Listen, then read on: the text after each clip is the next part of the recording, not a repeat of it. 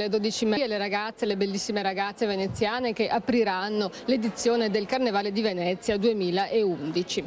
È arrivato il giorno, sono una sessantina. Il giorno anche un po' di più, forse 70, però conta la qualità più che il numero. L'età media? L'età media molto giovani, dai 18 ai 20 e poco più.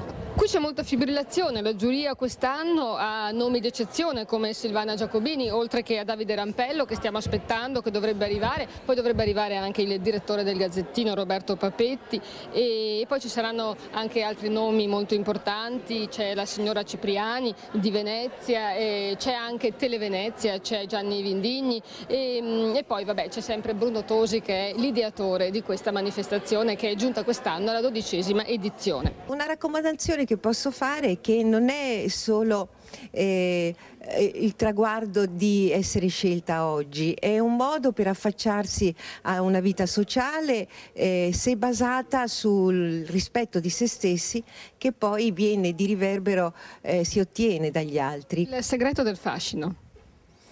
Io credo che sia nell'accettarsi.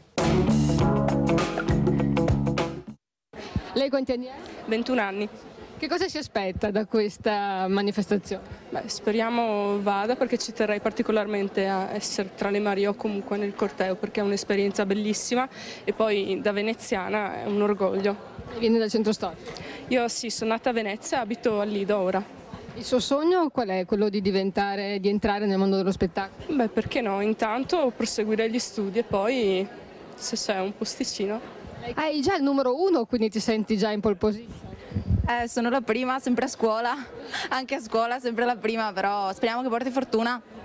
Quanti anni hai? 23. Cosa studi? No, lavoro e sono un'impiegata, però sempre con un sogno nel cassetto. Vieni da dove? Da Venezia, sono di Cannareggio, quindi sono proprio veneziana doc. Che sogni hai?